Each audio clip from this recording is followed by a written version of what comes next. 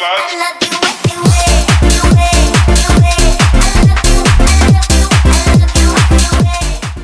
Everyone, మన తెలంగాణలో పెద్ద పండగ బోనాలు. అది మా ఇంట్లో ఎలా జరిగిందో చూద్దాం, ఓకేనా?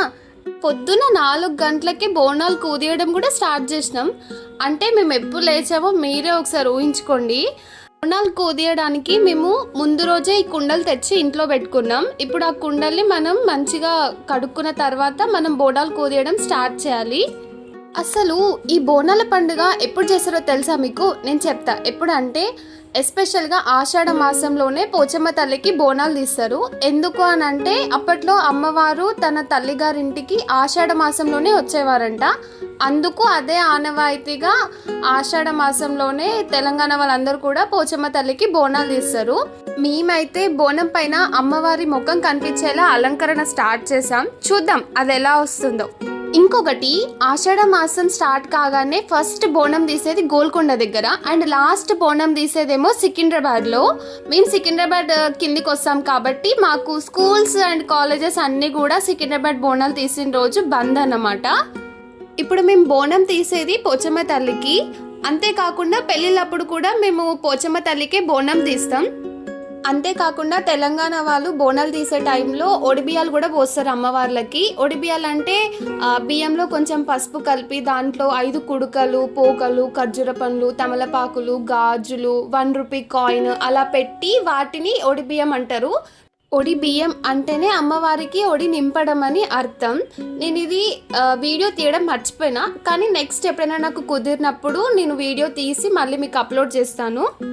ఒడిబియ్యం అమ్మవార్లకే కాదు, మన ఇంటి ఆడబిడ్డలకు కూడా పోస్తారు. అంటే మా మమ్మీకి అమ్మమ్మ వాళ్ళు ఒడిబియ్యం పోస్తారు అన్నమాట. అలా ఒడిబియ్యం పోయడం అంటే ఎందుకు అని అంటే పసుపు కుంకాలతో ముత్తైదులాగా ఉండాలి అని దీవిస్తూ ఒడిబియ్యం పోస్తారు. అంతేకాకుండా ఇది ఒక ఈవెంట్ తెలంగాణలో. ఓన్లీ పెళ్ళైన వాళ్ళు మాత్రమే పార్టిసిపేట్ చేస్తారు. అమ్మవారు బోనం పైన చాలా బాగా కనిపిస్తున్నారు కదా?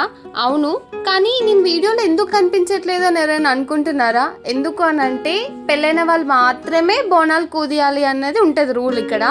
అందుకే నేను ఓన్లీ వీడియోసే తీస్తున్నా, ఎక్కడ వీడియో మధ్యలో లేను. ఇంకా మీరు అబ్జర్వ్ చేస్తే అక్కడ ముందు 3 కుండలు ఉన్నాయన్నమాట పెద్దవి. అందులో 2 బోనాలు, 1 జలకడవ. అసలు బోనంలో ఏముంటుందో తెలుసా మీకు? బోనం అంటే భోజనం. అమ్మవారికి మనం భోజనం తీసుకొని వెళ్తున్నామని అర్థం. ఇప్పుడు భోజనం ఏంటంటే ఆ బియ్యంలో కొంచెం పసుపేసి ఉడకబెట్టాలి.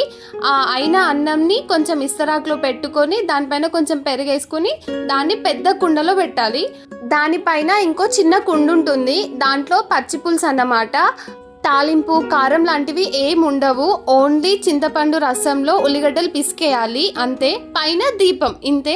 కుండ చుట్టూరుగా కూడా వేపాకులతోని ఇలా అల్లి పెడితే మోక్షం అని అంటారు. అంతేకాకుండా అమ్మవారికి వేపాకులు అంటే ఇష్టం.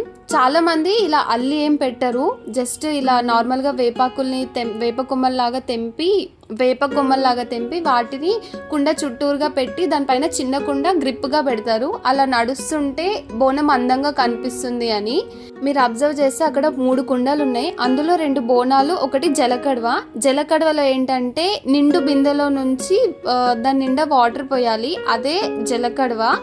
అది కూడా ఒకళ్ళు ఎత్తుకోవాలి. అది పెళ్ళైన వాళ్ళే అని ఏం కాదు, ఎవరైనా ఎత్తుకోవచ్చు, చిన్నపిల్లలైనా కూడా ఎత్తుకోవచ్చు. ఈ జలకడవ నేనే ఎత్తుకున్నా. ఎవరైతే బోనం ఎత్తుకుంటారో పక్క వాళ్ళ చేతుల్లో వేపాకులు అనేటివి ఉండాలి. బోనమే కాదు, జలకడ ఎత్తుకున్న వాళ్ళ చేతిలో కూడా ఆ వేపాకులు ఉండాలి. ఆ వేపాకులు లాస్ట్కి గుడి దగ్గరికి వెళ్ళాక బోనం దించాక వాటిని గుడి పైన కానీ, గుడి ముందు ఒక పందిరి వేస్తారు, పందిరి పైన కానీ వేయాలి. అది మా ఊర్లో అయితే ఇలా చేస్తాం. ఇంకెక్కడైనా అలా చేస్తారో లేదో నాకు తెలియదు. మనం బోనంలో భోజనం తీసుకెళ్ళాం కదా, అందులో కొంచెం తీసి అమ్మవారికి భోజనం లాగా పెట్టాలి. మిగిలింది ఇంటికి తీసుకొచ్చి మనం ప్రసాదం లాగా తీసుకోవాలి.